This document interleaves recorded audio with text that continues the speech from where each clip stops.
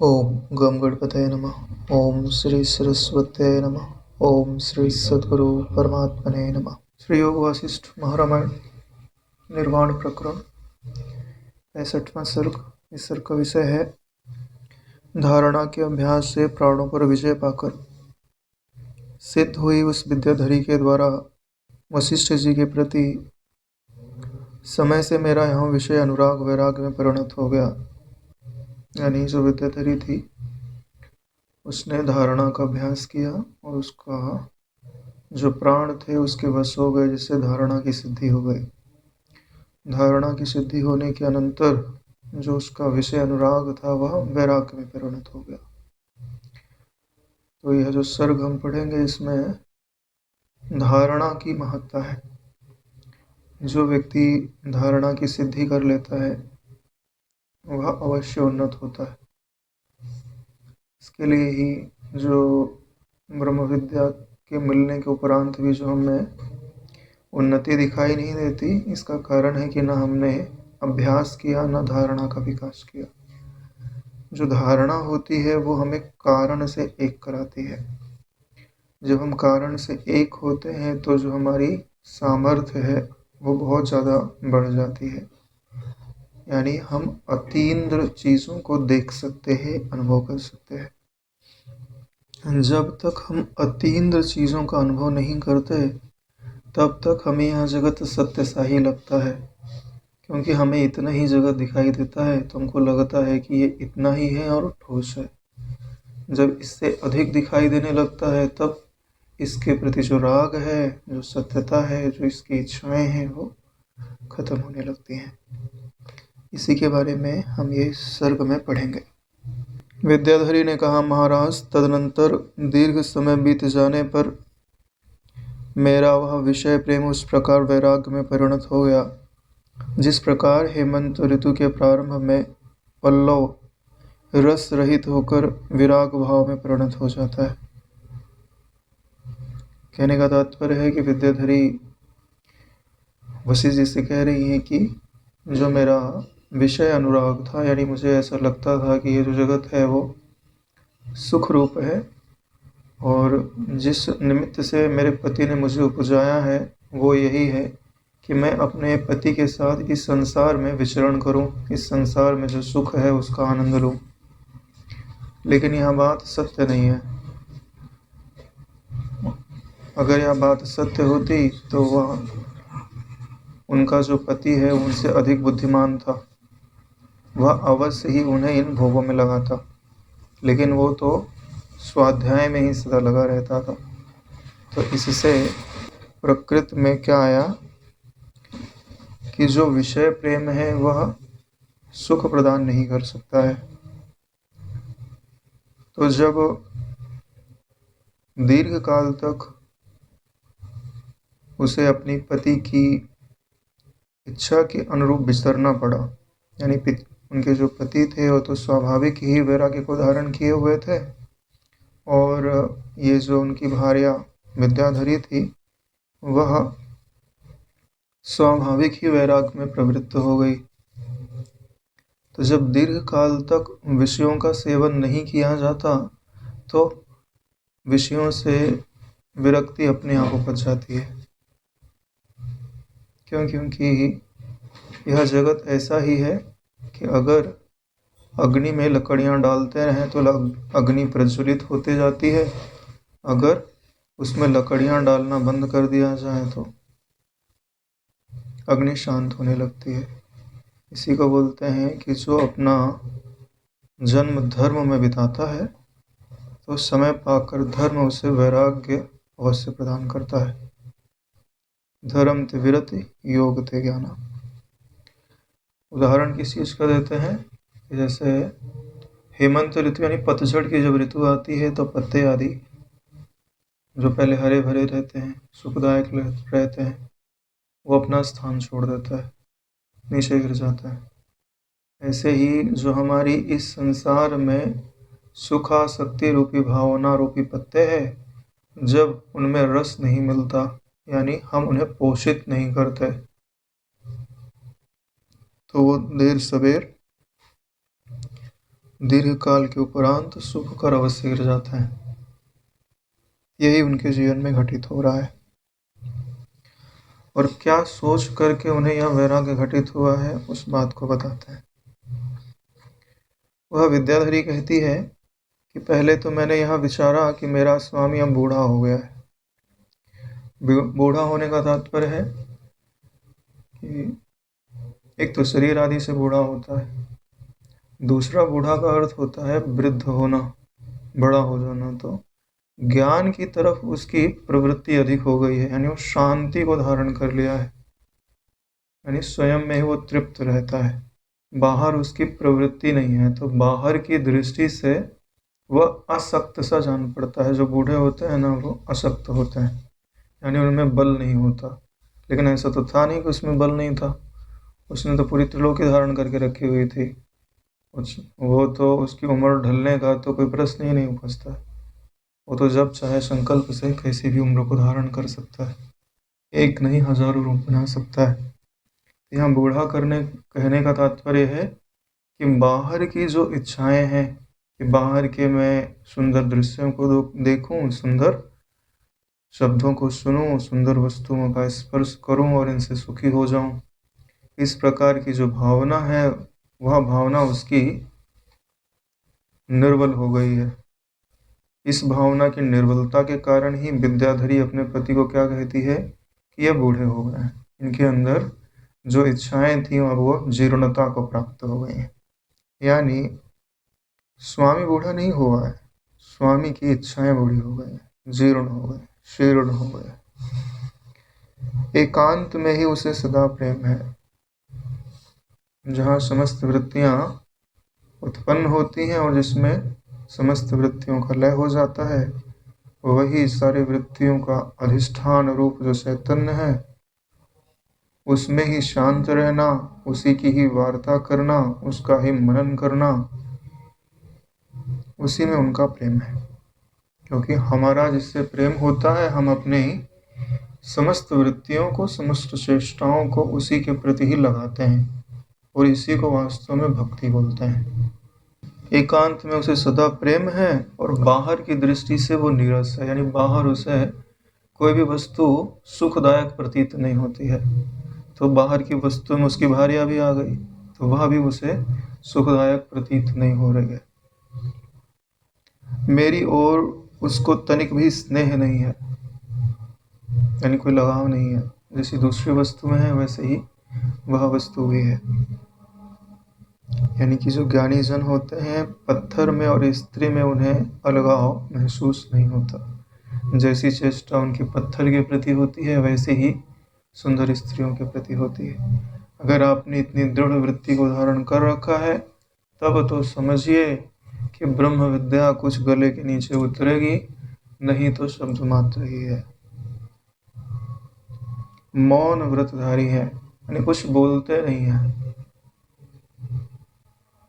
मौन का क्या अर्थ होता है कि मन को विषयों की ओर उन्मुख ना होने देना, मन को उठने ही ना देना। उठने ही ना देने का मतलब होता है कि मन का विषयों में विचरण ना करने देना। क्योंकि ये जो उनके पति हैं और वह स्वयं है, वो उनकी दोनों की धारणा सिद्ध है। और धारणा सिद्ध होने के लिए क्या किया जाता है कि मन को एक ही प्रदेश में लगाए रखा जाता है, उसको वहां से बाहर जाने नहीं दिया जाता। बिना मौन के वह धारणा सिद्ध नहीं हो सकती।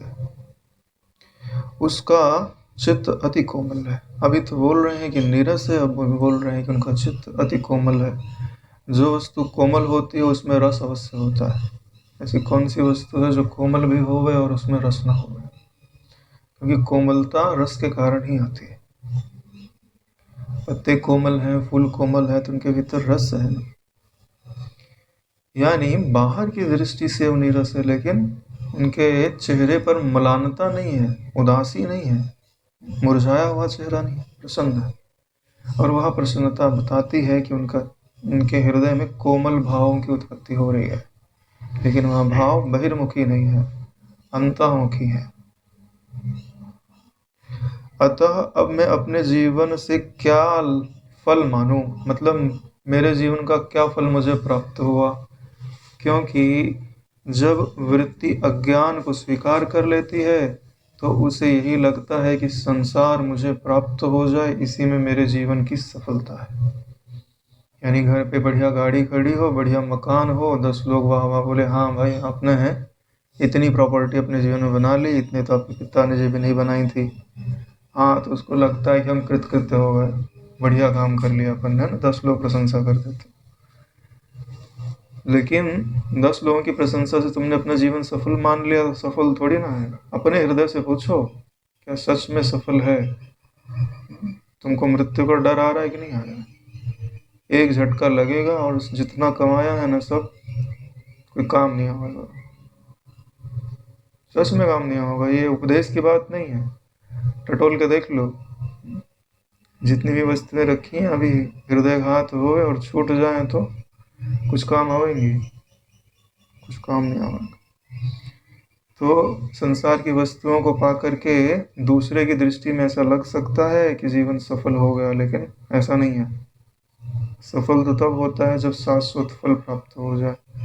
छूट जाने वाली चीज़ों को प्राप्त करके जो अपने आप को सफल मानते हैं उनको शास्त्र और सदगुरु जो है उनको मूर्ख ही मानते हैं, इनको बुद्धि नहीं है। पारस मणि रखी है तो एक टॉफी को उठा लेते हैं कि पारस मणि में तुरंत स्वाद थोड़ी ना आएगा। टॉफी उठाओ मुंह में डालो, पारस मणि उठा के मुंह में डालो तो पत्थर का आएगा स्वाद?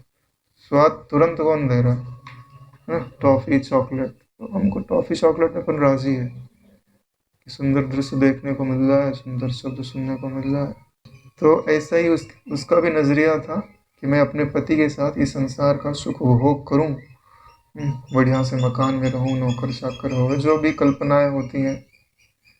तो वैसा तो उसे कुछ प्राप्त नहीं हुआ, तो उसको ऐसा लग रहा है कि मेरा जीवन का फल ही क्या मिला, मतलब मेरा जीवन जो है निष्फल हो गया। जैसे कोई पौधा होवे और उसमें फल ही नहीं लगे, बीज ही नहीं लगे, तो वो निर्बीज, उसका उपजना व्यर्थ, उसकी तो परंपरा ही नहीं चलेगी।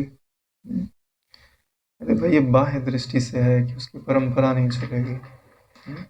वास्तव में सारी परंपराएं जिससे सिद्ध होती हैं उस तत्व का साक्षात्कार हो जाना बड़ी बात होती है। बाल्यकाल से ही यदि वैधव्य हो गया हो तो वहाँ भी अच्छा। बचपन में अगर ब्याह हुआ हो किसी स्त्री का और उसका पति मर जाए तो वैधव्य हो गया, तो बोले वहाँ भी अच्छा। बोले अच्छा क्यों है? क्योंकि आशा नहीं है ना, आशा निवृत्त हो गई कि मुझे ऐसा सुख मिलेगा। अगर ये आशा रहती है और नहीं मिलता है तो दुख ज़्यादा होता है। आशा ही नहीं है तो फिर बात ही दूसरी रही। अब आशा ही नहीं है तो दुख भी नहीं है, इसलिए दुखदाई आशा होती है ना, ये बात बता रही। मरण भी अच्छा, मर जाती तो भी अच्छा होता, व्याधि भी अच्छी, रोग हो जाता तो भी अच्छा होता, क्योंकि फिर मन रोग में लगा रहता, अपने प्रियतम के चिंतन में तो नहीं लगता। आपत्ति भी अच्छी, परंतु अपने मन के अनुकूल यदि पति ना हो तो वह कभी भी अच्छा नहीं होता। अपने मन के अनुकूल अगर अपना पति ना हो तो वह कभी भी अच्छा नहीं होता। एक तो उसकी दृष्टि है, एक दृष्टि यह होती है कि आपके सर्वथा अनुकूल कौन है? परमात्मा के सिवा और कोई नहीं। आप जो भी चीज चाह रहे हैं ना वो पूरी की पूरी अगर मिलेगी तो परमात्मा में मिलेगी।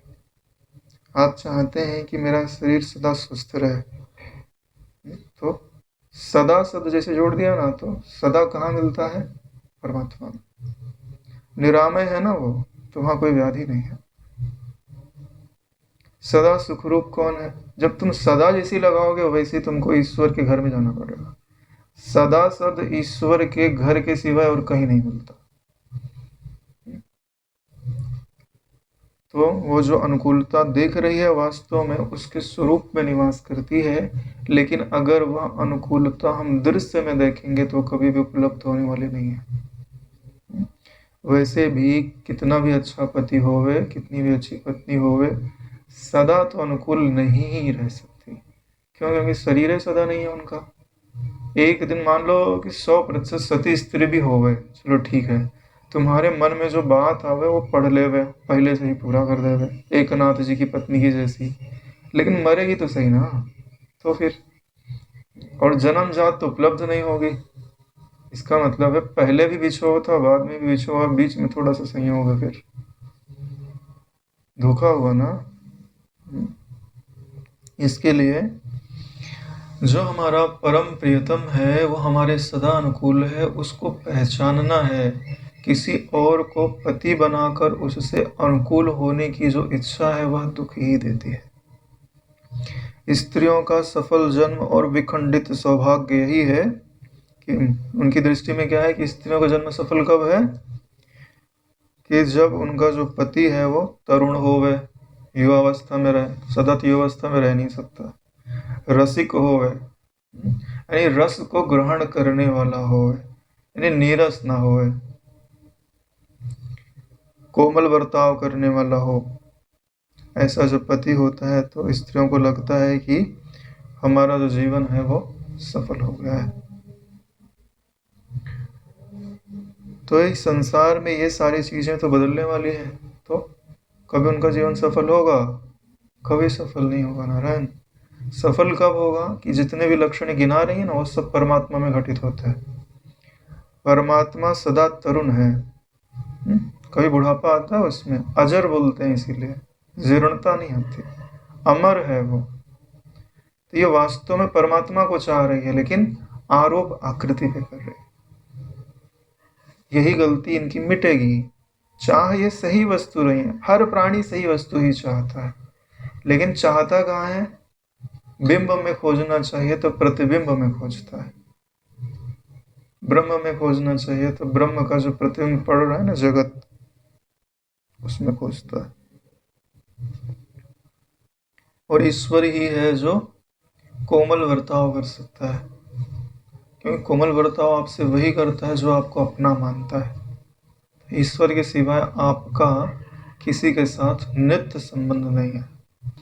जिसका पति नीरस हो वह स्त्री विनष्ट ही समझिए।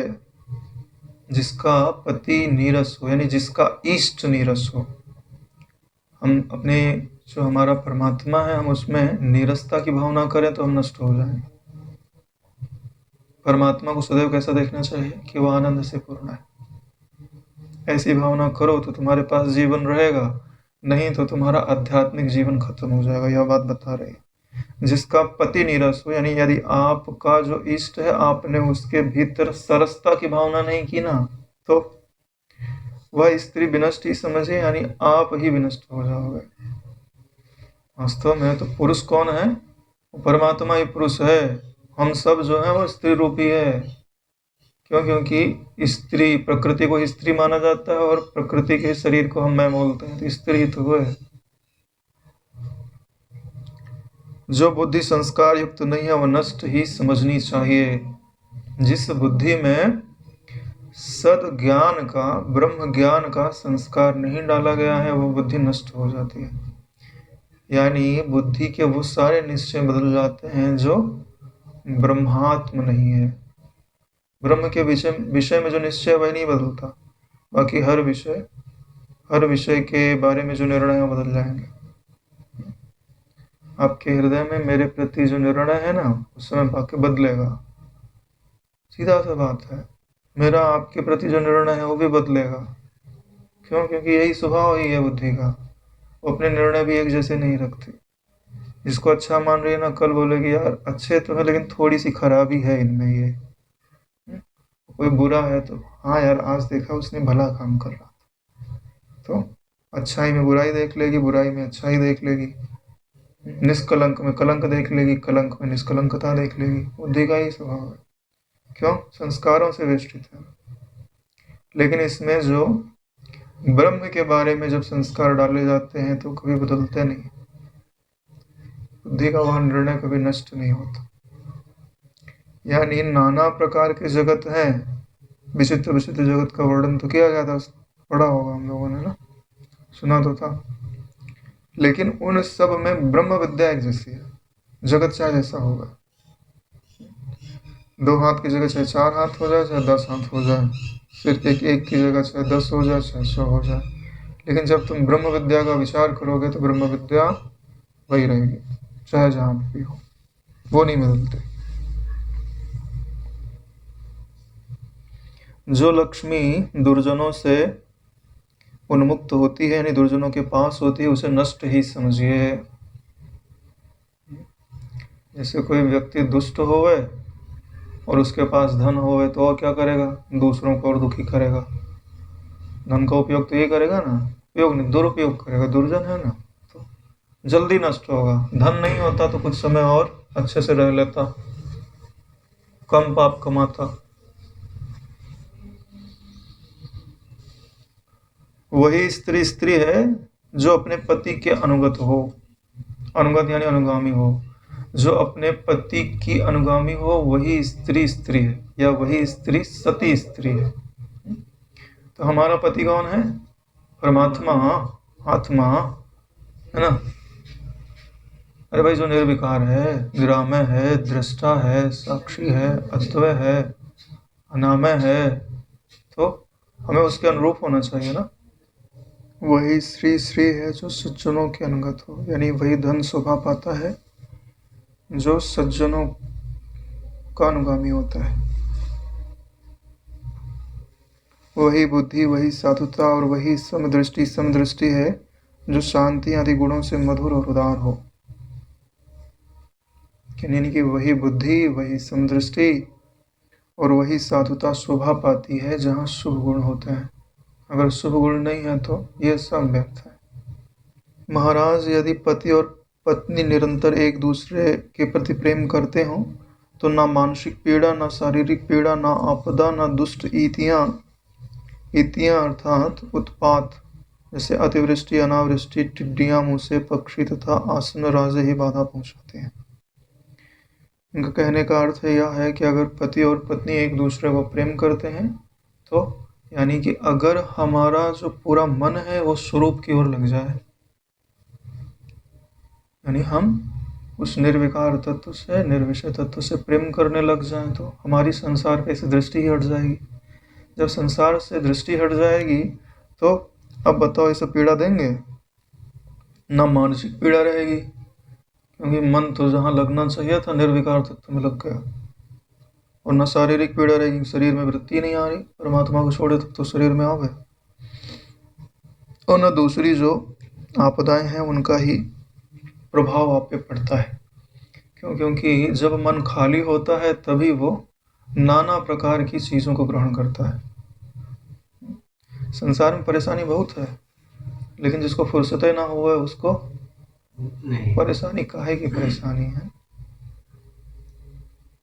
ऐसे ही जब तुम्हारी वृत्ति अपने प्रियतम में लग गई तो वह और किसी को विषय नहीं करते। जैसे वो ब्राह्मण नहीं था, इंद्र ब्राह्मण, और उनकी कथा नहीं आती है, उसको प्रेम हो गया तो सब जगह उसको वही भासती थी। उसका प्रेम का इतना प्रताप था कि उसको जगत भासता ही नहीं था, उसको वो भासे और उसको वो भासे। तो उनकी मृत्यु भी किसी तरह हो ही नहीं रही थी। पानी में डुबाए तो भी नहीं डूबे, अग्नि में जलाए तो भी जले नहीं, क्योंकि उसको ऐसा लग रहा है कि इस जगत में इसके सिवा कोई है ही नहीं, न जल है, न अग्नि है, न वायु है, न आकाश। और वैसे जी झूठ बोलेंगे ऐसी बात तो है नहीं। तो ऐसा होता है नारायण, ये जो बात लिखी गई है ना, कि ना उसे फिर शारीरिक पीड़ा है, ना मानसिक पीड़ा है, ना दूसरे उत्पात आदि का ही दुख है, क्योंकि उसने अपनी वृत्ति को एक जगह पर केंद्रित कर दिया। बड़ी बात यही है कि हमारी वृत्तियां बिखरी हुई हैं नारायण। हम सब वस्तुओं को प्रेम करते हैं, इसके लिए हमें कुछ प्राप्त नहीं होता। अगर प्रेम ही करना है तो एक ही वस्तु को प्रेम करो, तो हो सकता है कि उसके भीतर परमात्मा प्रकट हो जाए। 100 जगह किए तो फिर कुछ नहीं निकलने वाला। 100 जगह गड्ढे खोदोगे तो कहीं पानी नहीं निकलेगा, पूरा खेत खराब हो जाए।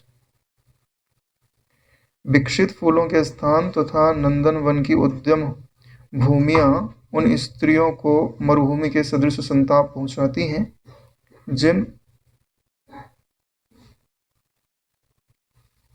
स्त्रियों का पति प्रतिकूल है अथवा है ही नहीं। जो अनाथ होते हैं ना, उनको तो अनुकूल परिस्थितियां भी दुखी देती हैं। इसके लिए जो नास्तिक होते हैं ना, वो उनका गुजारा नहीं है। जब तक शरीर में बल है तब तक बल का आश्रय लिया हुआ है। शरीर में बल कम होने लग जावे तो कोई ठिकाना है? जैसे है कि अभी तो जहाँ आस्तिकता है वहाँ भले वस्तुएं कम है लेकिन रात को नींद तो आ जाती है। जहाँ किसी का भरोसा ही नहीं हो गया वहाँ लोग डिप्रेशन में आ जाते हैं। छोटी छोटी बात पे डिप्रेशन में आ जाते हैं। बड़ा भारी संकट आ जाए तो सुसाइड कर लेगा, और कोई रास्ते दिखाई नहीं देता। सब कुछ है मगर सहन ही नहीं होता है। चाइना वगैरह में बहुत सुसाइड होता है। वहाँ तो लाशें निकालने के लिए भी नौकरी मिल जाती है। और एक जगह तो ऐसा लॉ है कि अगर कोई पानी में डूब के मरना चाह रहा है तो उसको कोई निकालेगा नहीं, उसको डूबने देना चाहिए। क्योंकि परेशान है ना, छुटकारा पाने के लिए गया है, तो तुम उसको बचा क्यों रहे हो? जाने दो उसको। सच में ऐसा है। तो वही बात यहाँ पे बताई जा रही है कि जिन स्त्रियों का पति प्रतिकूल है, तो जो तुम्हारा पति ही प्रतिकूल हो गया, जिनसे तुम्हें सुख प्राप्त होने वाला है वही प्रतिकूल हो गया। पति का मतलब तुम्हारा स्वरूप, उसका ज्ञान नहीं तो प्रतिकूल ही है। और अगर है ही नहीं तो यही जो नास्तिक लोग होते हैं ना, उनको क्या बोलते हैं? है ही नहीं। ठीक है। और जो अपने ईष्ट की आनंदता का बोध ही नहीं है, वो अपने है इसका भी बोध नहीं है, वो सदा हमको उपलब्ध है ये भी बोध नहीं है, तो प्रतिकूल ही समझ लो। तो उनकी भी यही हालत होती है कि वस्तुएं तो सुखदायक है लेकिन उनके सुख के उपभोग के तुम्हें सामर्थ्य नहीं है। वास्तव में सृष्टि दुखदायक नहीं है, लेकिन दुखदायक क्यों है? क्योंकि तुम्हारा पति तुम्हारे साथ नहीं है।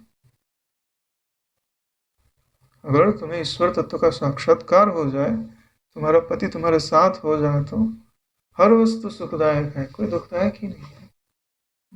दुखदायक क्यों है? क्योंकि तुम्हारे पति ने तुमको छोड़ रखा हुआ है, या तुम अपने पति के प्रतिकूल चल रहे हो। उसके अनुकूल हो जाओ तो भगवान इस जगत में जितने भी पदार्थ हैं उन सभी को अपनी इच्छा के अनुसार गुण की अल्पता से या प्रमाद से स्त्री छोड़ सकती है। यानी स्त्री जो है वो किसी भी पदार्थ को छोड़ सकती है, परंतु पति को छोड़कर सभी वस्तुओं का परित्याग वो अनायास ही कर सकती है। पति को नहीं छोड़ सकती, बाकी सब वस्तुओं को छोड़ सकती है।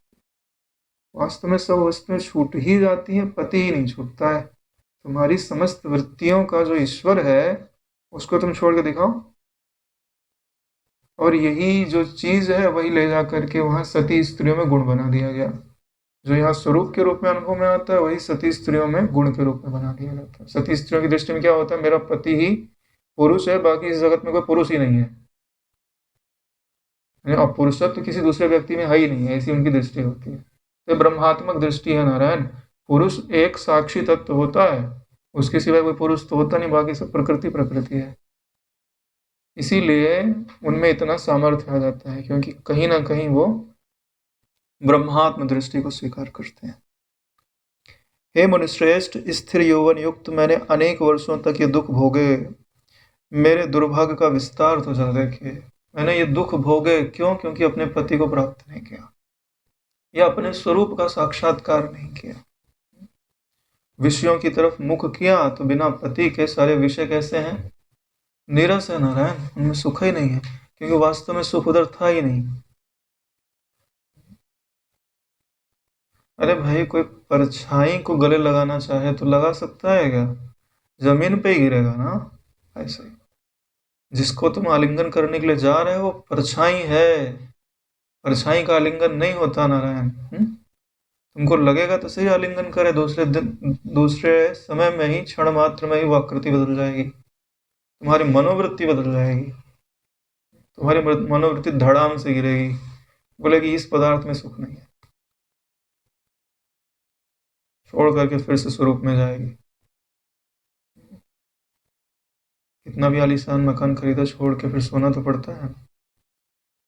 क्यों छोड़ना पड़ता है? जगते रहो, पकड़ के रखो उसको। तुम्हारी वृत्ति कह रही है कि जिसको मैं ढूंढ रहा हूँ वो ये नहीं है, लेकिन जब परमात्मा में विश्रांति मिलती है फिर परमात्मा को छोड़ के दिखाओ तुम। वृत्ति वहां से उठना ही नहीं चाहती नारायण।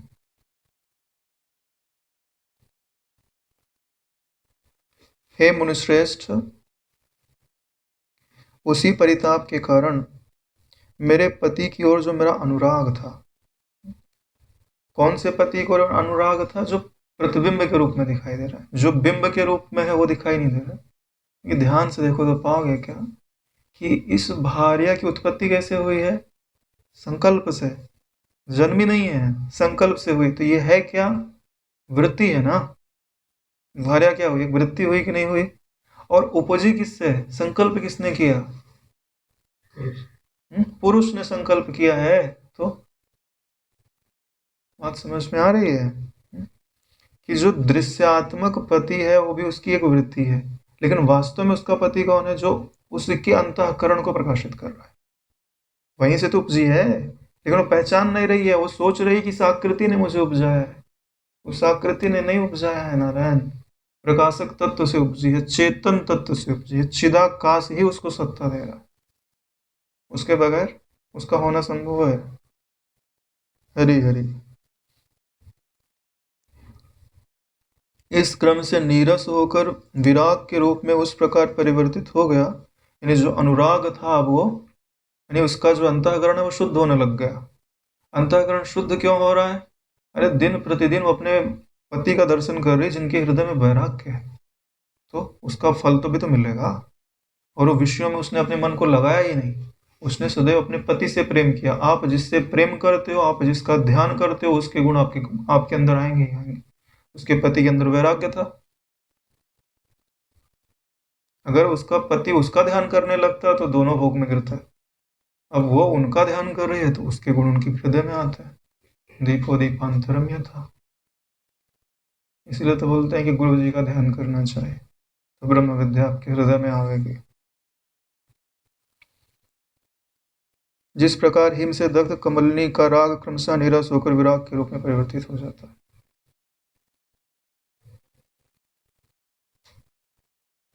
जैसे कमलनी खिली हुई होती है लेकिन उसके ऊपर बर्फ गिर जाए तो नष्ट हो जाती है, ऐसे ही सारा अनुराग नष्ट हो गया। उसके ऊपर वैराग्य रूपी ये जो विचार कर रही है ना, ये विचार रूपी ओले गिरे और पूरा रस तहस नहस हो गया, अनुराग रूपी रस।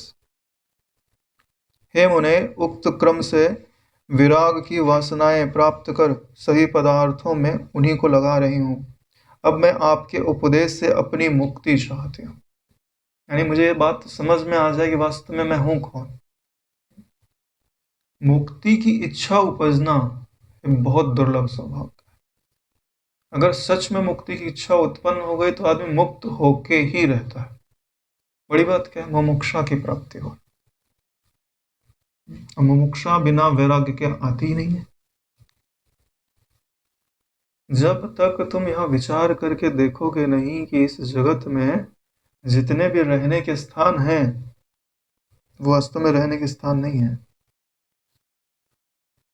सराय है, वहां सदा रहा नहीं जा सकता। कोई तो अपना घर होगा जहां सदा रह सके और जहां किसी प्रकार का कोई दुख न हो। विचार करके देखो, ऐसी संसार में कोई जगह है? कोई जगह नहीं है। कितना भी मकान बढ़िया बना लो, सुख सुविधा बना लो, बैंक बैलेंस बना लो, लेकिन उसको छोड़ के फिर नींद में तो चले जाते हो। सपने में जाते हो कि नहीं जाते हो? फिर सपने में कौन सा मकान बनाओगे? वहां कोई दुख देगा तो सपने पे तो आपका बस ही नहीं चलता। यहाँ तो चलो हाथ पाँव मार लिया तुमने, ठीक है, तो 6 घंटे तो कोई ना कोई दुख देगा। उसके लिए तो क्या उपाय है? और यहाँ पर भी तुम्हारी प्रॉपर्टी कितने टाइम तक रहेगी? बुढ़ापा भी आएगा, मृत्यु भी होगी, फिर अगले जन्म में मिले ना मिले उसकी भी कोई गारंटी है? फिर तुम्हारी प्लानिंग इनकम्प्लीट है नारायण। परफेक्ट प्लान बनाओ। परफेक्ट प्लानिंग का नाम ही ब्रह्म विद्या है। तुम्हारी जो प्लानिंग है अधूरी है नारायण, तुम ठीक से विचार नहीं कर रहे हो। तुम्हारी प्लानिंग में त्रुटि है।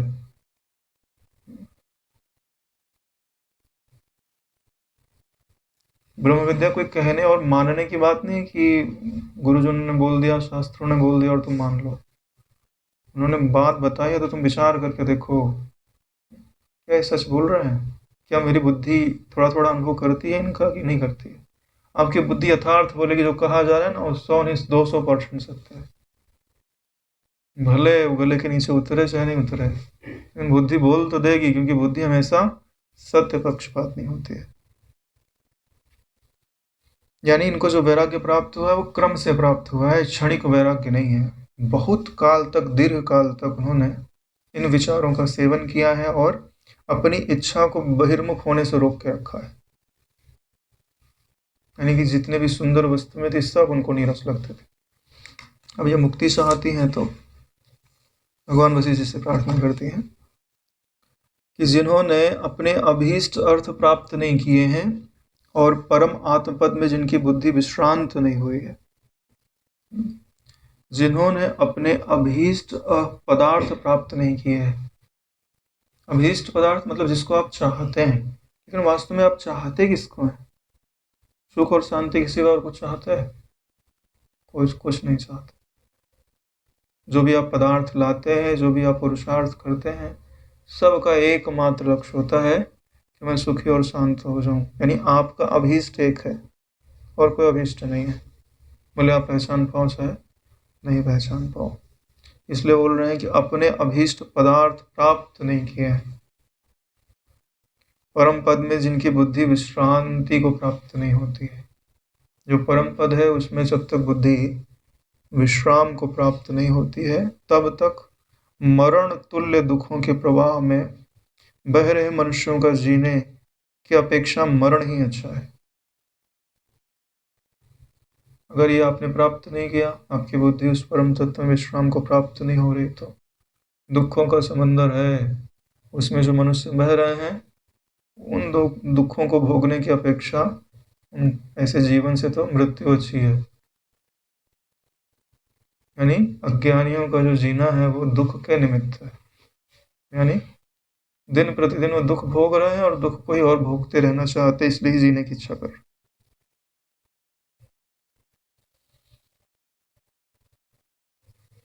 आज भी मुक्ति की इच्छा कर रहे वह मेरे पति रात दिन मन से मन पर विजय पाने के लिए उस प्रकार तैयार हैं जिस प्रकार राजा राजा की सहायता से दूसरे राजा के ऊपर विजय पाने के लिए तैयार रहता है। यानी इनके चित्त में भी मुक्ति की इच्छा है और इनके पति के चित्त में भी मुक्ति की इच्छा है।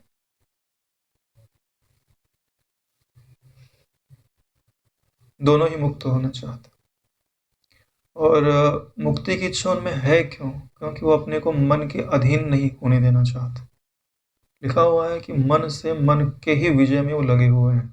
जैसे एक राजा दूसरे राजा की मदद से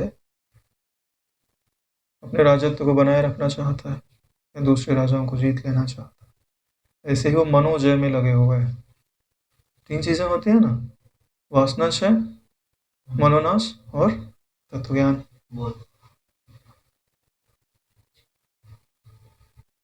तो वो मनोनाश में लगे हैं और वासनाक्षय तो उनमें है ही है।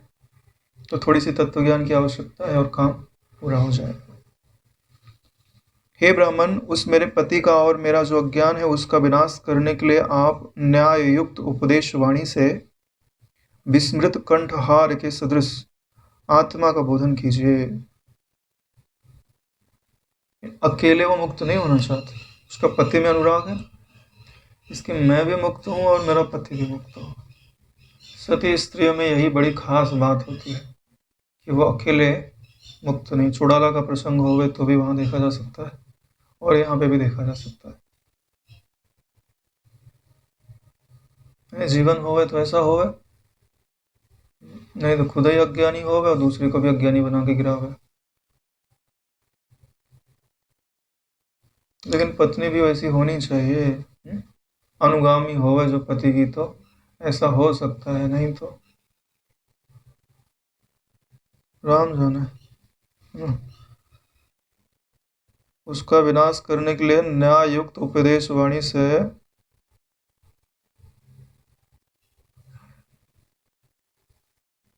विस्मृत कंठहार के सदृश, जैसे गले में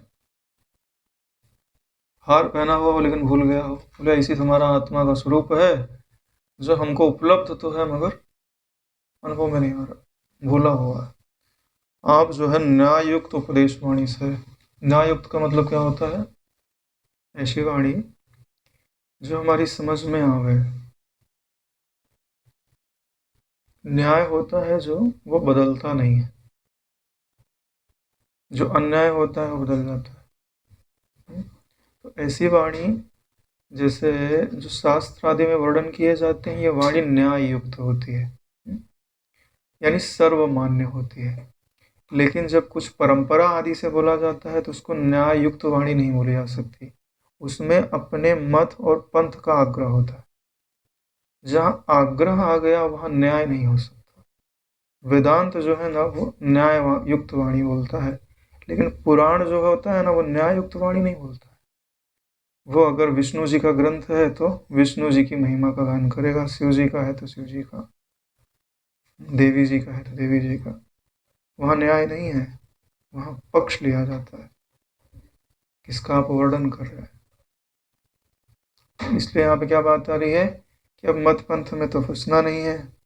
इसके लिए जो वेद का सार रूप में न्याय है, जो किसी का पक्ष नहीं लेता, यहाँ तक कि ईश्वर का भी पक्ष नहीं लेता, ऐसी उपदेश वाणी से हमें उस तत्व का बोध प्राप्त कराइए।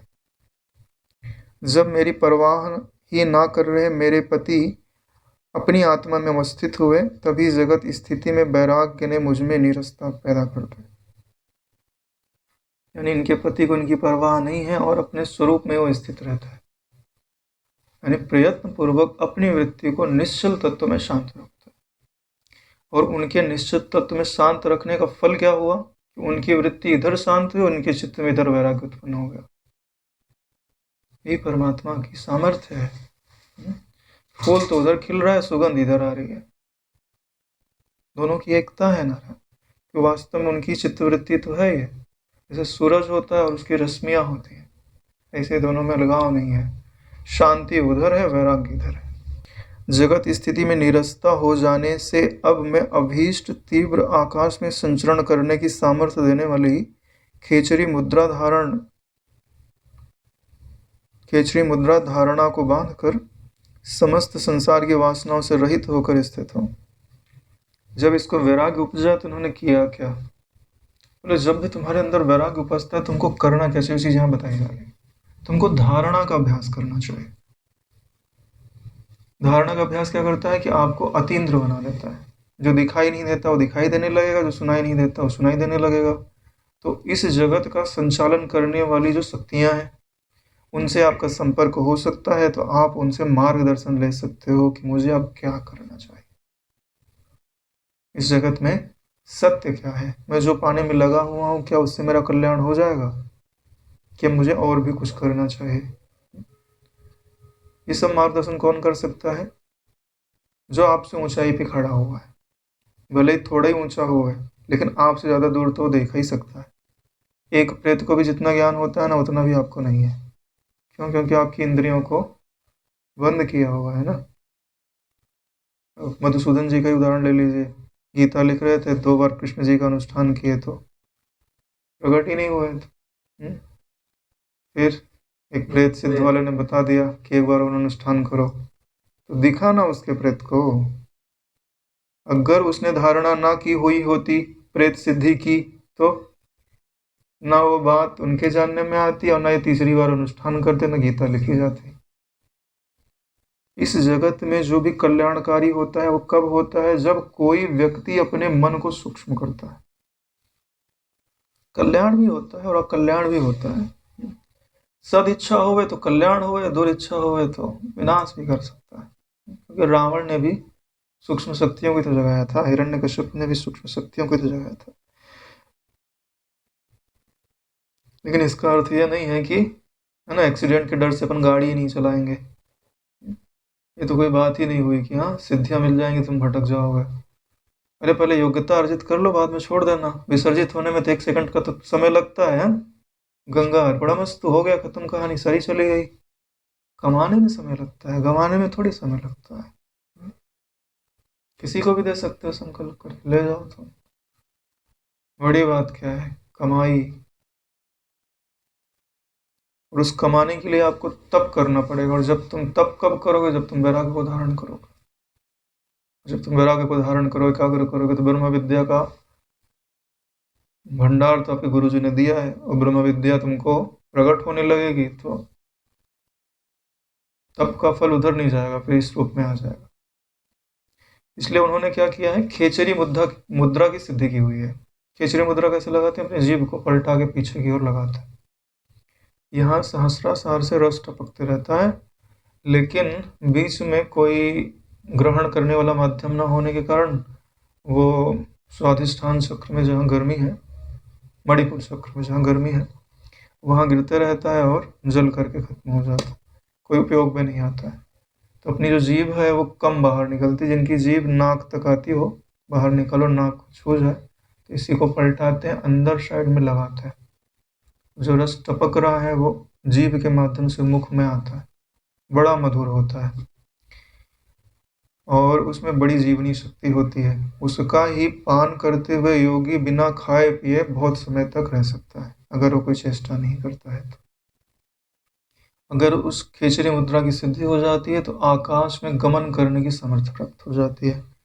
उसी चीज को यहाँ बताया जा रहा है कि उन्होंने खेचरी मुद्रा धारणा को बांध करके, यानी उसकी धारणा की और सिद्ध कर लिया, प्रयास करते करते वो संसार की वासनाओं से रहित हो गई। संसार की इच्छाएं तो उसको पहले ही नहीं थी, क्योंकि पूरी ही नहीं हो रही थी, तो इसलिए उन तरफ से उसने मुंह फेर लिया।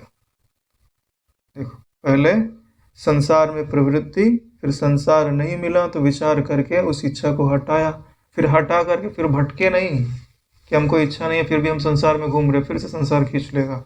धारणा की सिद्धि की, या इसी को आप उपासना बोल सकते हो।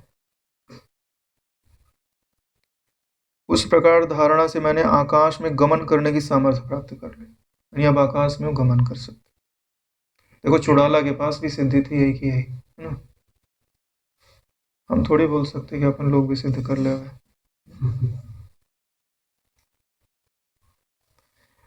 फिर मैंने सिद्धों के साथ संवाद फल देने वाली धारणा का अभ्यास किया। तो केवल खेचरी मुद्रा का अभ्यास नहीं किया कि जो सिद्ध लोग यहाँ घूम रहे हैं उनसे मैं बात करने में समर्थ हो जाऊं, तो उस धारणा का भी अभ्यास किया हुआ है।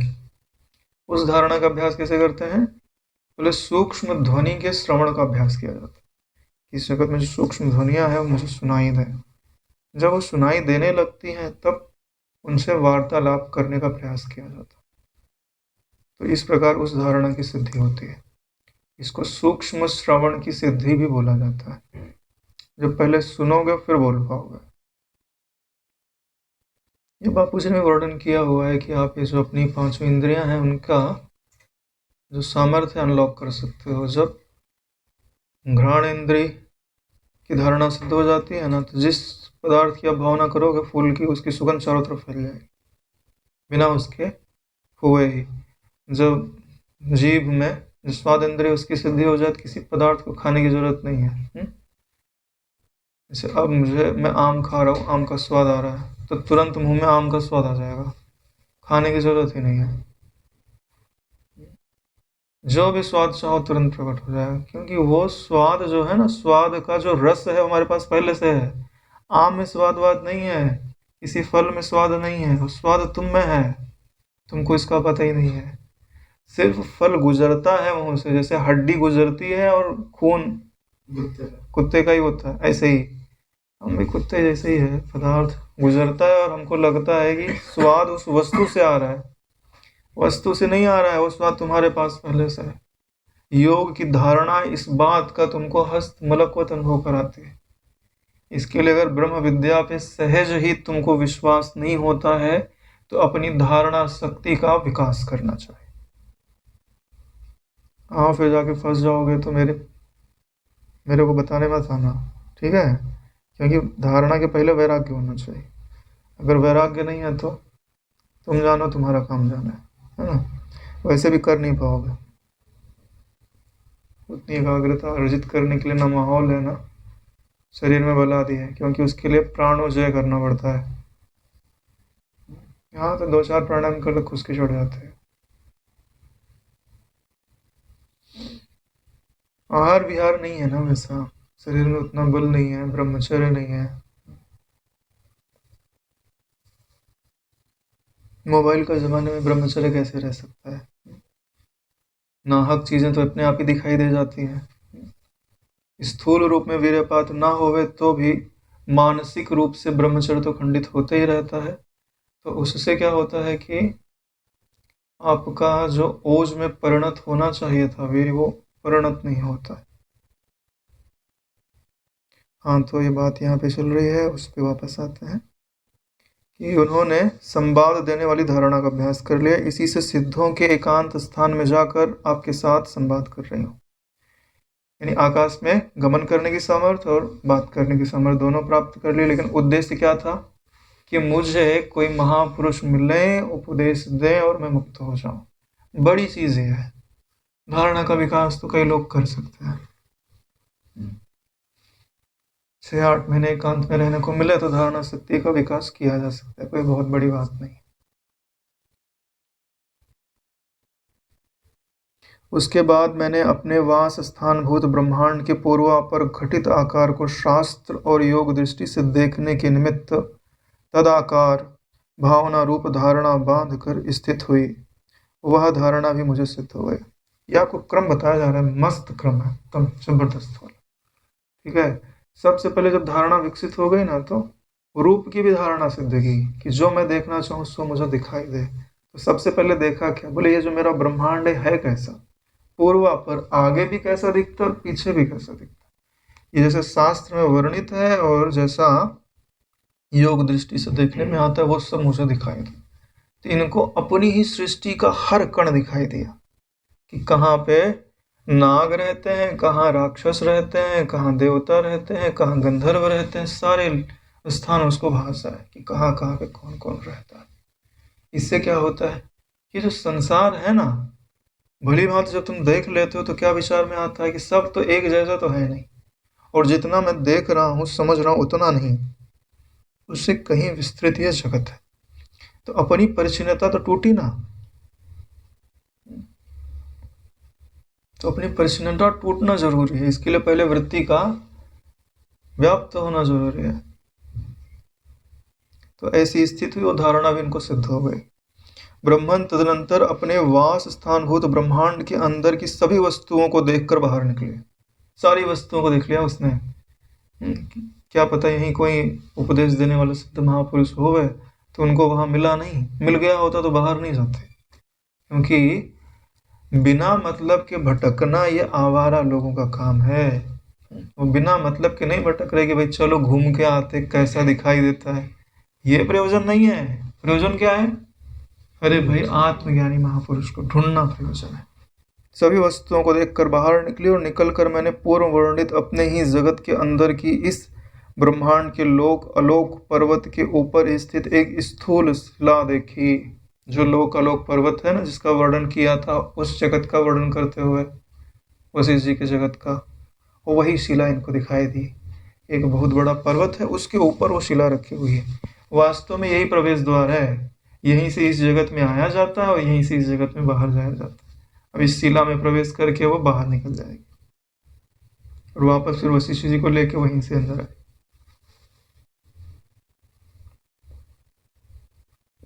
हे मुने, इतना समय बीत जाने पर भी पहले हम दोनों पति पत्नी को इसे देखने की कभी कुछ इच्छा ही नहीं हुई। इतना समय यानी असंख्य युग बीत गए उनको वहां पे रहते हुए। बीत जाने पर कभी भी इनके मन में इच्छा नहीं हुई कि हमारा संसार कैसा है, कैसा दिखाई देता है, इसको देखूं, ये कभी इच्छा ही नहीं हुई। क्यों? क्योंकि उसको उसका चित्त अपने पति में लगा हुआ था, उसके पति का चित्त स्वरूप में लगा हुआ था। उसके यही जो निष्ठा थी ना अपने पति के प्रति, वही इसको भटकने नहीं दिया। नहीं तो असंख्य युग में हजारों जन्म हो गए होते, करोड़ों जन्म हो गए होते उसके। कितनी बार जन्मती, कितने बार पति प्राप्त करती, कितनी बार मर जाती, लेकिन एक भी बार जन्मी नहीं, एक भी बार मरी नहीं। कारण कारण यही है कि इच्छा नहीं थी, सिर्फ अपने पति की इच्छा थी। और उसकी पति की इच्छा कैसी थी? स्वरूप की इच्छा थी। तो वास्तव में उसको स्वरूप की इच्छा थी। स्वरूप की इच्छा ने उसके शरीर को भी संभाल के रखा। मेरे स्वामी तो केवल वेदों के अर्थ के विचार में ही सदा मग्न रहते थे। वेदों में क्या अर्थ लिखा हुआ है उसी में विचार में लगे रहते थे। इससे वे यह जानते ही नहीं कि कितना समय बीत गया, कितना समय बीत गया है उनको पता ही नहीं चलता था। इतना मन उनका उनमें लगा हुआ है। और कितना वर्तमान है, कितना भविष्यत है, क्या ब्रह्म तत्व है। चलो, कितना बचा हुआ है, अभी कितना समय है, कितना बीत गया, ये भी नहीं जानते। और ब्रह्म तत्व क्या है, इसका भी उन्हें यथावत बोध नहीं है। बोध तो है, जैसे अगर स्वयं विचार करके हम ब्रह्म तत्व का निर्णय कर लेते हैं तो भी हमें पूरा यकीन नहीं होता है कि ये वही तत्व है कि नहीं है। उसके लिए गुरु जी की नितांत आवश्यकता है। ऐसा नहीं कि इनको तत्वबोध नहीं था, उसने उस ब्रह्म तत्व को यथावत जाना तो था, लेकिन जो गुरु जी की स्वीकृति होती है ना, वो बाकी थी। यकीन तो होवे जो मैं समझ रहा हूँ कि यही तो है कि नहीं है, हल्का सा एक संशय रहता है। ओहो, वे कितने निष्प्रिय, यानी उनको याद करते उनको लगता है कि उनके अंदर कोई स्पृहा नहीं, कोई इच्छा नहीं। इसलिए मेरे पति विद्वान होते हुए भी आत्मपद को प्राप्त नहीं कर सका। आज वे और हम दोनों ही प्रयत्न पूर्वक आपके उपदेश श्रवण मनन आदि प्रयत्न पूर्वक आत्मवस्तु की चाह कर रहे हैं। हम और वो दोनों, आप जो उपदेश देंगे हम उसका श्रवण करेंगे, मनन करेंगे, निधिध्यासन करेंगे, तद अनुरूप अपनी वृत्ति को बनाएंगे और आत्म तत्व को अपने मैं के रूप में अनुभव कर लेंगे। इतना सब ज्ञान तो है ही उनको कि हमको करना क्या है। अतः हे ब्राह्मण, आप हम लोगों की प्रार्थना को सफल बनाने के लिए सर्वथा समर्थ हैं। बड़े लोगों के सम्मुख आए हुए कोई भी प्रार्थी कभी निष्फल होकर नहीं जाता। यानी आप समर्थ हो, और कहीं समर्थ तो है लेकिन दयालु ना होवे तो दयालुता का उदय करने के लिए प्रार्थना की जाती है। बोला जाता है कि आप ऐसे दयालु हो कि आपके समीप जो आता है वो कभी खाली हाथ नहीं जाता है। तो जब ऐसा कहा जाता है तो भले थोड़ी कठोरता हो, व्यक्ति नम्र अवश्य हो जाता है। बोले खाली हमारा ही सवाल होता तो हम मना भी कर देते हैं, लेकिन महापुरुष, यानी कि अगर मैंने अवज्ञा की तो ये बोले कि सारे महापुरुष ऐसे होते हैं। तो महापुरुष के ऊपर कलंक नहीं लगे, इसके लिए अब यह भी प्रश्न उठ सकता है कि तुमने मुझसे ही प्रार्थना क्यों की, दूसरे भी तो सिद्ध घूम रहे हैं, तुम उनसे प्रार्थना क्यों नहीं किया। तो उसके उत्तर में कहती है कि हे मानद, मानद यानी मान देने वाले, वशिष्ठ जी भी तो मान देने वाले हैं, यानी उनकी उपस्थिति से दूसरे का मान बढ़ जाता है, यह मानद है। वैसे भी कितनी शिष्ट भाषा है वशिष्ठ जी की, है ना। राम जी को बोलते हैं हे भद्र, या अपना जो योग वशिष्ठ उसमें बोलते हैं हे राम जी। हे राम नहीं बोलते हैं, जी भी लगा के बोलते हैं। दूसरे को मान देने वाले पात्र भी थे, सम्मान के योग्य भी थे राम जी। आकाश मंडल में सिद्ध समूह में निरंतर घूम रही मैं आपके सिवाय दूसरे किसी को भी ज्ञान रूपी वन का दबानल नहीं देखते। इतने सारे सिद्ध तो घूम रहे हैं, लेकिन मुझे किसी के अंदर वह ज्ञान अग्नि दिखाई नहीं दे रही है जो अज्ञान रूपी जंगल को जलाकर भस्म कर सके। धारणा शक्ति प्रबल हो गई ना उसकी, मनोवृत्तियां पढ़ लेती है भाई किसके अंदर क्या चल रहा है, सर्वात्म भाव है कि देहात्म भाव है। इस प्रकार संपूर्ण वृत्तांत को बतलाकर शरणागत की उपेक्षा नहीं करनी चाहिए। ऐसे वशिष्ठ जी से प्रार्थना करते हुए कहती है कि हे ब्राह्मण, हे करुणा के सागर। बात आ गई ना, जब बात मनवानी होती तो ऐसा बोला जाता है कि आप करुणा के सागर हैं। तो यानी करुणा के सागर है तो दो चार बूंद इधर भी गिरेगी गिरेगी। क्योंकि सज्जन पुरुष किसी कारण के बिना ही अर्थी जनों की अभिलाषाएं पूरी कर देते हैं। जो सज्जन पुरुष होते हैं बिना किसी स्वार्थ के जो आए, अगर उसकी इच्छा जो है सात्विक है तो उसकी इच्छा पूरी कर देते हैं। ऐसे जैसे भाई नदियों से उदाहरण दिया जाता है ना, नदी किसी को जल पीने से मना नहीं करती है, वृक्ष किसी को छाया देने से मना नहीं करता, ऐसे ही महापुरुषों का भी स्वभाव होता है। इसलिए आपकी शरण में आई हुई मुझ अबला का तिरस्कार आप नहीं कर सकते, यानी आप मेरा तिरस्कार मत कीजिए। अपने को अबला कह रही है, इतना सारा बल धारण किया और फिर भी अपने आप को अबला कह रही है। पूरी त्रिलोकी का पालन करती थी वो, अपनी पूरी सृष्टि का, उपेक्षा ही प्रार्थी जनों का तिरस्कार है। यानी आपने अगर मेरी उपेक्षा कर दी तो मुझे ऐसा लगेगा कि आपने मेरा तिरस्कार कर दिया है, क्योंकि एक बार वो उपेक्षा कर चुके हैं। तो ये सर्ग जो है 65वां यहीं समाप्त होता है। कल 66वां सर्ग पढ़े। तब तक के लिए विश्राम लेते हैं। ओम सहनावतु सहनौ भुनक्तु सह वीर्यं कर्वावहै तेजस्विनावधीतमस्तु मा विद्विषावहै। ओम शांति शांति शांति। श्री सद्गुरुदेव भगवान की जय।